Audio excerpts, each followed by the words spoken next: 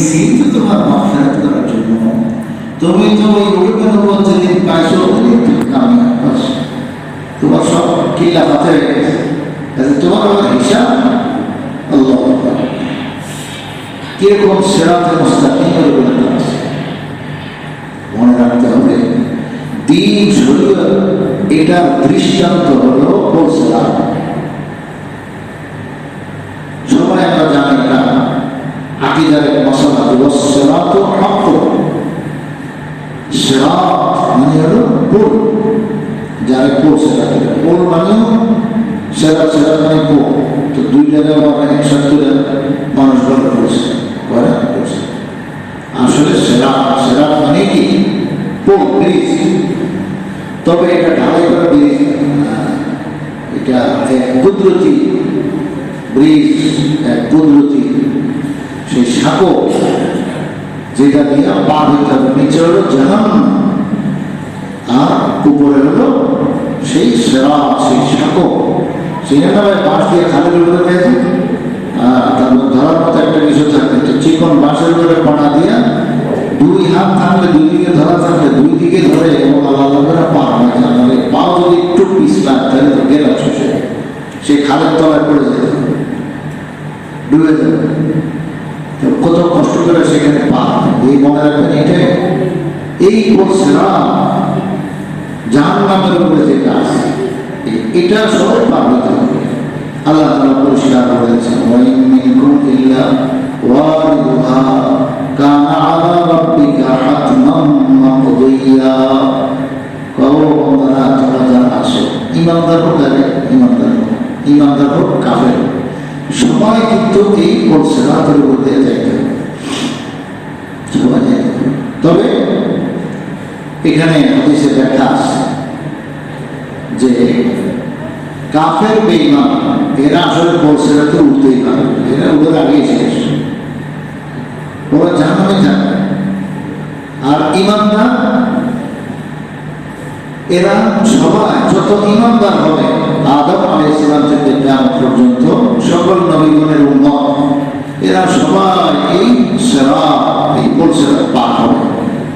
পার যে হবে, এখন কেমনে পার হবে, যেটাকে আমরা রাসূল বলছেন চুলের চেয়ে চিকন, তরবারির চেয়ে একদম তেজ ধার, তরবারির চেয়ে আরো ধারালো, হীরার চেয়ে ধারা। আমার রাস্তা কতটুকু? 30,000 বৎসরের রাস্তা, 10,000 বৎসর সেই উপরে উঠে লাগে, 10,000 বছর নামতে আর মাঝখানে লেভেলে 10,000 বছর, তো মোট 30,000 বছর পার হতে এত দূরত্ব। কিন্তু ঈমানদারের জন্য টেনশন নেই। আল্লাহ রাসূল সাল্লাল্লাহু আলাইহি ওয়াসাল্লাম পরিষ্কার করে দিয়েছেন যে আমি যে দ্বীন ও শরীয়ত নিয়ে আসছি এটাই হলো সিরাত, এটাই হলো সিরাতে মুস্তাকিম।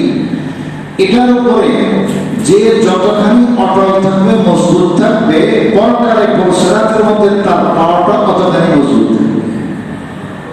পাশে যাবে না, পিছলাবে না, যে বাঁশ একবার নতুন পিছলা পিছলা তাজা, সেই সাঁকোর উপরে দেওয়া যাইতে আমরা ছোটবেলা দেখছি এরকম কত সাঁকো পার হয়েছে জীবনে, যে ভাই নতুন মাছ একবারে পিছলা, এটা মসৃণ হয়ে গেছে, এখন পাটা দিলেই মানে এদিক সেদিক হয়ে যেতে চায়। কত আমার এখনো মনে আছে যে স্যান্ডেল ধুইলা, জুতা ধুইলা, এরপরে দুই দিকে দুই হাত ধরনে ধরনে, সেই ধরার মতো যে জিনিস সেটার মধ্যে ধুইলা খুব আস্তে আস্তে করে পা দিতে। অনেক মানুষ তো এরকম সাঁকোদের পা দিতেই পারে, সে আরেকজনের সাহায্য নিতে হবে, যে আপনাকে আমি ধরতেছি, আপনি হিম্মত করেন, ডানের থেকে ধরেন আর এক হাত আমার কাছে দেন, আপনি আল্লাহ করে পান। কি কঠিন, এর চেয়ে কঠিন সেটাই, এর চেয়ে মানে কি তুলনা ছাড়া, সেই সিরাত তো কঠিন। তবে যদি ঈমানের উপরে, আমলের উপরে সে মজবুত থাকে, আল্লাহ রাসূলের আনিত দ্বীনের উপরে যেটা 23 বছর লাগে রাসূল সাল্লাল্লাহু আলাইহি ওয়াসাল্লাম পাইছেন এবং উম্মতের কাছে পৌঁছেছেন, যেটাকে বলে সিরাতে মুস্তাকিম, সহজ সরল পথ, এই ঈমান আমলের উপরে, আকীদার উপরে যে যতখানি মজবুত হবে, পাকা হবে, সে যেন সিরাতটাকে অত বিস্তৃত পাবে, ছড়ানো পাবে, একেবারে সেই যমুনা ব্রিজ বলে যমুনা ব্রিজ, পদ্মা ব্রিজটা এখনো হয় না, দিতেছে সেই ব্রিজের মতো, মানে একবারে সে সাঁতরে চলে যায়, ব্রিজের উপরে কত সুন্দর গাড়ি আরামসে চলে যায়। তো এখানে সে চলে যাবে, কারণ সে দিনের উপরে অটল ছিল, অবিচল ছিল, মজবুত ছিল, আমল তার বহুত পাকা। এই জন্য এখানে কদম তার বহুত পাকা, বহুত মজবুত, এখানে তার পা পিছলার কোনো সম্ভাবনাই নাই। আর দ্রুত, কত দ্রুত গতি হবে, হুজুর সাল্লাল্লাহু আলাইহি ওয়াসাল্লাম বলেন বিজলির গতি।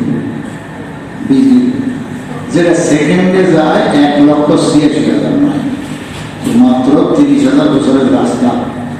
এখন এটা কিভাবে পারবে? একদম মুহূর্তের মধ্যে পারবে।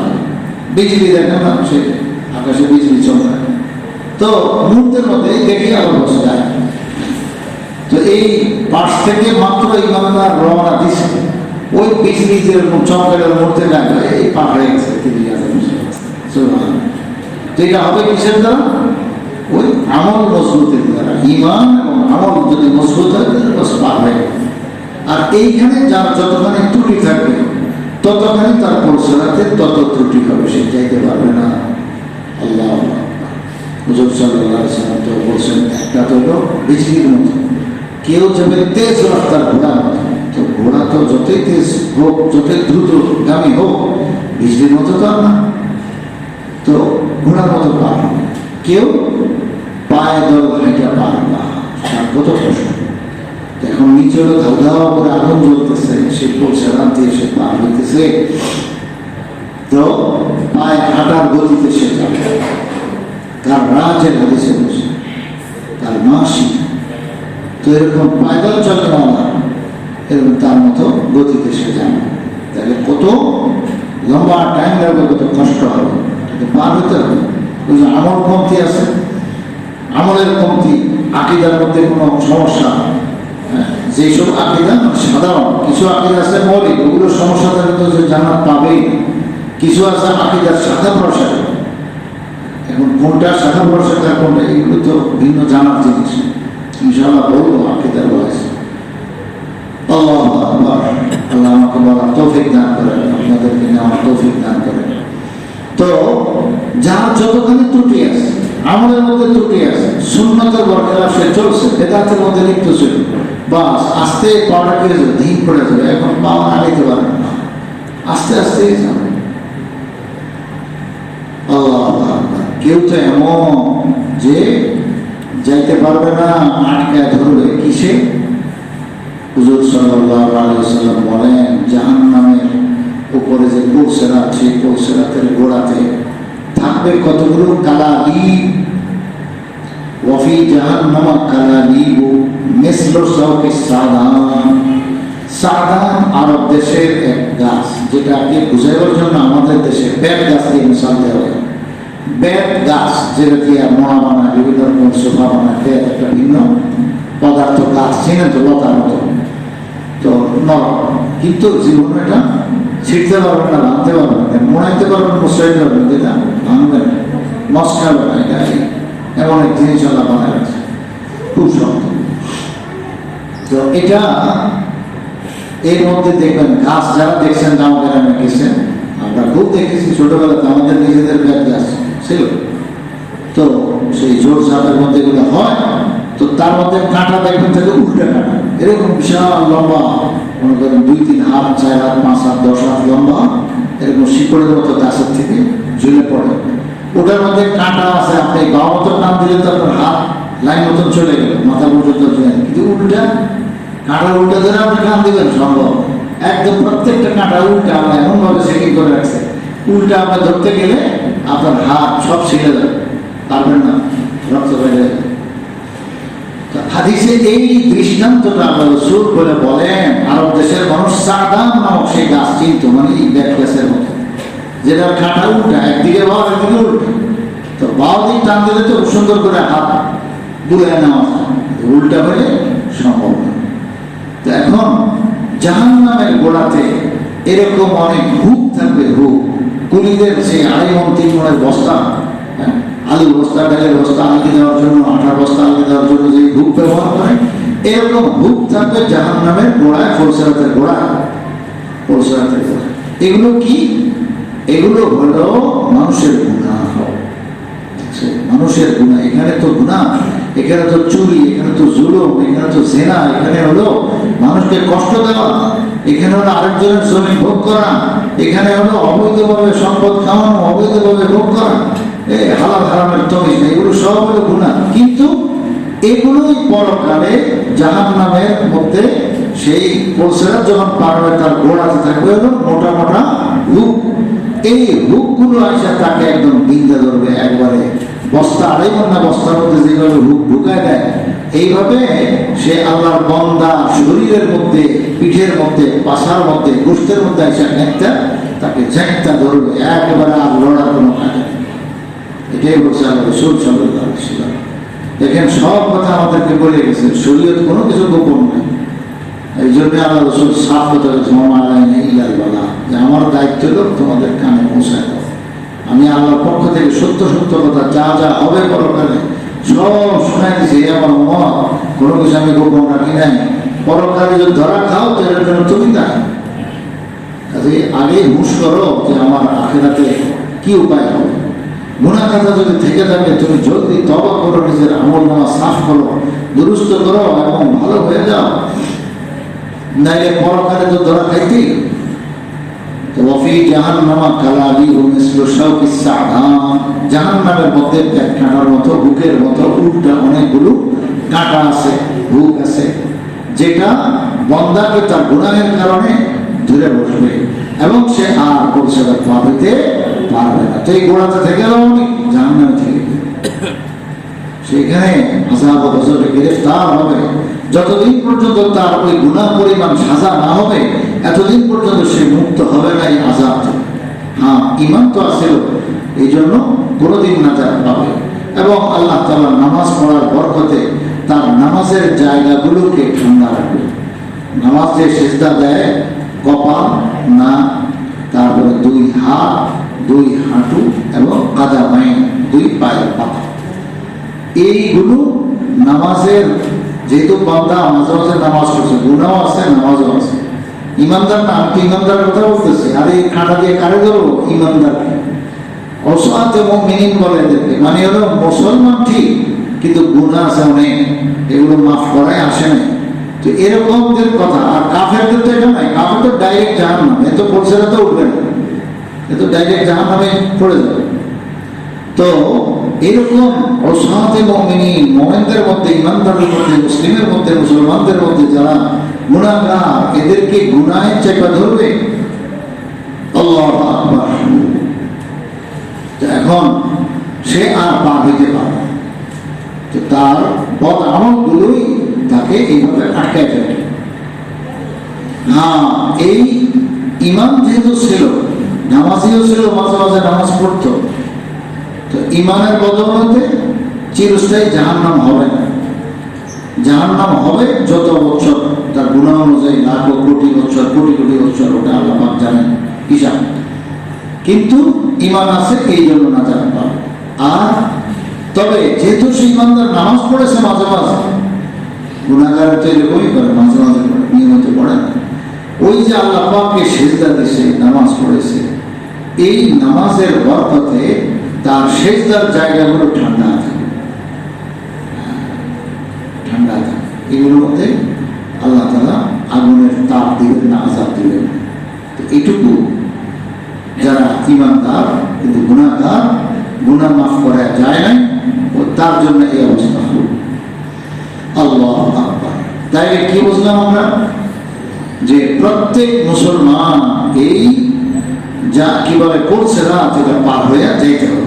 এখন পৌঁছেরাতটা পার হওয়ার জন্য দ্রুতগামিতা আর হলো সেই স্লো পজিশন, এটা হবে তার প্রত্যেকের ঈমান, আকীদা, আমল, এটার মজবুতির দ্বারা। যার যতখানি এখানে মজবুতি, তার ততখানি পাও কদম মজবুত থাকবে সেই পৌঁছেরাতের উপর।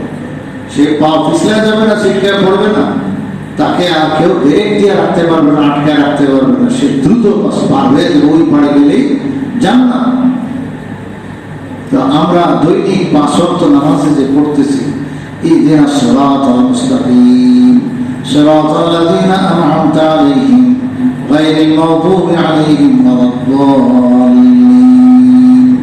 এর অর্থ এইটা, ইয়া আল্লাহ আপনি আমাদেরকে সিরাতে মুস্তাকিম সহজ সরল পথ দেখান, ওই পথে আমাদেরকে পরিচালিত করুন। আল্লাহ এর ব্যতিক্রম রাস্তায় যেন আমরা ছিটকে না পড়ি, কারণ এটাই আমার আসল সিরাত। এখানে যেরকম সিরাত বলছে সিরাতে মুস্তাকিম, ওটাও পরকালেরটাই সিরাত। তো এখানে আমার আমল যদি মজবুত হয় তাহলে সেখানে আমার কোন সিরাত পার হওয়া সহজ হবে। আর এখানে আমলের যত কমতি আসবে, ঘাটতি আসবে, ইমানের আকীদার যত ঘাটতি থাকবে, ততই আমার কোন সিরাত পার হওয়ার মধ্যে ততখানি কি হবে, সেই আপনার দেরি হবে, তাখির হবে। এবং কেউ কেউ তো এমন আটকা পড়বে যে হায় হামাগুড়ি দিয়ে যেরকম যায় এরকমও কিছু মানুষ পায়, মানে তার আমল এত কমজোর। তাহলে কোন সিরাত পার হওয়ার পাওয়ারটা আসবে হলো ঈমান এবং আকীদা দুরুস্তির দ্বারা, এবং বেদাত শিরক থেকে মুক্ত থাকার দ্বারা, এবং আমলের উপরে নেক আমলের উপরে দৈনন্দিন যা আছে সবগুলোর উপরে মজবুত হওয়া। তাইলে যে যত আমলের উপরে মজবুত হবে সে পড়ছে না তত দ্রুত পার হয়ে যাবে, এবং আল্লাহ তাআলা তার জন্য সব সহজ হবে। সুবহানাল্লাহ। যেরকম হাসরের ময়দান এত বড় টাইম যে 50,000 বছর সেখানে খরচ করবে আল্লাহ। 50,000 বছর লাগবে না, আল্লাহ তাআলা ইচ্ছা করলে 1 সেকেন্ড না, 1 সেকেন্ডের লাখো ভাগের একবারও লাগানোর দরকার হয় না। আল্লাহ এত অল্প সময় হিসাব দিতে পারবে। কিন্তু আল্লাহ তাআলার নিজাম আছে, কিছু সিস্টেম আছে, ওটাই আল্লাহ জানাই দিয়েছেন, রাসূল জানাই দিয়েছেন। সেটা হলো হাসরের ময়দানে এই যে হিসাব কিতাব হবে, এই দীর্ঘ টাইমটা কতটুকু, দুনিয়ার 50,000 বছর একত্রিত করলে যত লম্বা টাইম হলো এত লম্বা টাইম। এগুলো কোরআন হাদিসে একদম ভাড়ায় কথাগুলো। তো 50,000 বছর, 1,000 বছর তারপর ভুল বুঝেন না, 50,000 বছর থাকবে হলো সেই হাসরের ময়দানের হিসেবে। সাহাবায়ে কেরাম শুনে ঘাবড়ায় গেলেন, বলে কি 50,000 বছর হায়াত পেলাম 50 বছর, আর আখিরাতে গিয়ে আল্লাহর দরবারে হিসাব দিতে হবে 50,000 বছর লাগায়। হুজুর সাল্লাল্লাহু আলাইহি ওয়াসাল্লাম সুসংবাদ দিয়েছেন, আমার উম্মত পেরেশান। ঈমানদারের জন্য ঈমানের জোরে, ঈমানের আমলের বদৌলতে আল্লাহ তাআলা পরকালকে এত সহজ করে দিবেন। 2 রাকাত নামাজ পড়তে যেটুকু তোমাদের টাইম লাগে, এটুকু টাইম হলো 50,000 বছর। সুবহানাল্লাহ। এটা একবারে সহি সহি আছে। আমি আমার মতে আপনাদের এখানে কথা বলি যে বুঝে শুনে বলি, আমরা কোরআন হাদিস পড়ি, এবং আপনারা আমাকে অত কম বুঝেন, কম চিনেন। সাধারণ মানুষের ইমামের মতন মনে করেন না, নিজের গুণ গাইতেছে না, কিন্তু আমরা লেখাপড়া এটা করি, হাদিস কোনটা সঠিক কোনটা ব্যাঠিক এগুলো বুঝে বলি, আলহামদুলিল্লাহ। এই জন্য যা বলি এখানে সব সহি সহি কথা বলি, এগুলো খুব গুরুত্বপূর্ণ কথা, সবসময় বলার চেষ্টা করি। গলত কোনো কথা বলি না, গলত কোনো কথা বলি না, আপনাদেরকে না বলি। আল্লাহ পাকের তৌফিক ইনশাআল্লাহ সঠিকভাবে করতে থাকি, মাসলা মাসাইল বলতে থাকে, দিন আপনাদের কথা, দিনের কথা শিখিয়ে দিতে হবে। তো 50,000 বছর তার জন্য হলো 2 রাকাত নামাজ পড়া। 2 রাকাত পড়তে ভাই কত মিনিট লাগে? 2 মিনিট। আপনি যদি একেবারে খুব ইতমিনানের সাথে পড়েন, খুব মানে ইয়ের সাথে পড়েন, লম্বা কেরাতে, তো কয় মিনিট লাগে? 5 মিনিট। আচ্ছা নাহলে 8 10 মিনিট। আরে ভাই 10 মিনিট আগে যদি 1 ঘন্টা করতে, অত 50,000 বছর কোথায় 1 ঘন্টা করতে, তো মুহূর্তের মধ্যে চলে গেল। তো 2 রাকাত পড়ছে, তো 2 রাকাত নামাজ পড়তে যে কয় মিনিট লাগে, এই কয় মিনিট লাগবে তার পুরো হাসরের ময়দান করে সে জান্নাতে চলে গেল। তো এটা কার জন্য? শুধু পাক্কা ঈমানদার আমলদারের জন্য, এটা গুনাহগারের জন্য না। গুনাহগারের জন্য বিপদ, এটাকেই বলে কারোর জন্য পৌষ মাস, কারোর জন্য সর্বনাশ। তো কেউ তো এত পেরেশান হবে যে 50,000 বছর মানে 50,000 বছর, এক মুহূর্ত তার জন্য কম নেই। আল্লাহু আকবার। সূরা নাজিআতের শেষে আছে না, তারাকাতুহুম কাতারা, যে পরকালে এই কাফের ও বেঈমান এরা এত খারাপ অবস্থা থাকবে যে জীর্ণ শীর্ণ অবস্থা, চেহারা সুরত আর নাই, কিছু থাকবে না। ঘামে গরমে এমন বিপদ যে হাসরের ময়দানে তার মানে কঠিন শাস্তি হয়ে গেল। এখানে শাস্তি ছাড়াই শাস্তি হয়ে গেল, এর শাস্তি, অপেক্ষা করার শাস্তি। জাহান্নাম একটু পরে না আসতেছে, কিন্তু কাফেরদের জন্য এখানে এই 50,000 বছর দাঁড়ায় থাকবে, বসার কোনো সুযোগ নেই। তো এইভাবেই থাকবে সে।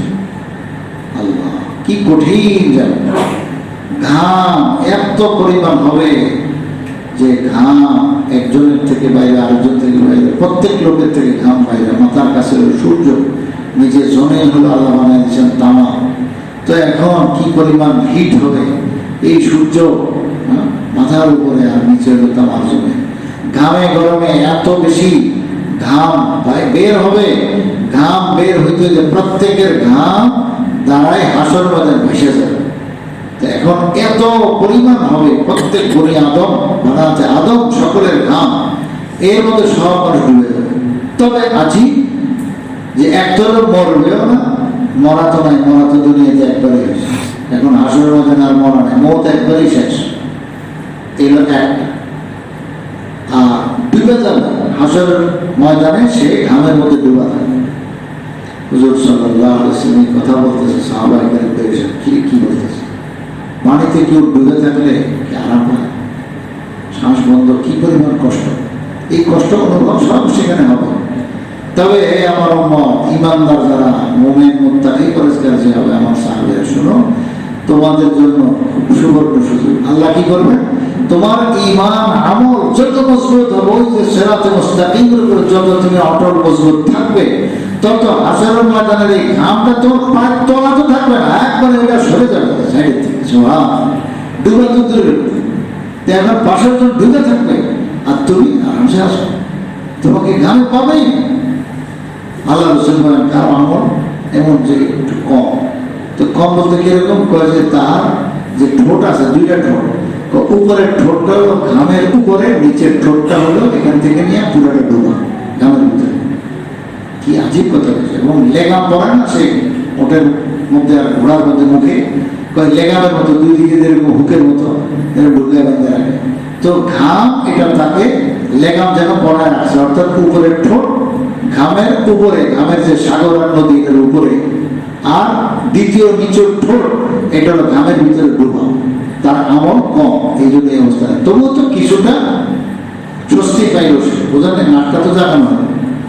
আর কিছু মানুষ তো গলা পড়ে, সব ডুবা গলার থেকে উপর ঘামের উপরে, কিছু মানুষ কমর পর্যন্ত, কিছু মানুষ হাঁটু পর্যন্ত, হাঁটুর নিচটা শুধু ঘামের। তার মানে তার কিছু গুনাহ আছে। আর যে একেবারে ফ্রেশ ইমানদার, সিরাতে মুস্তাকিম করে অটল মজবুত ছিল, তার তো পায়ের ধরাতেও নাই, এই শূন্য জায়গা দাঁড়ায়। এটা আল্লাহ পাক পারেন, আল্লাহ পাক কি দেখাবেন, সুবহানাল্লাহ। আল্লাহ পাকের কুদরত, এগুলো আমরা কল্পনা করতে পারবো।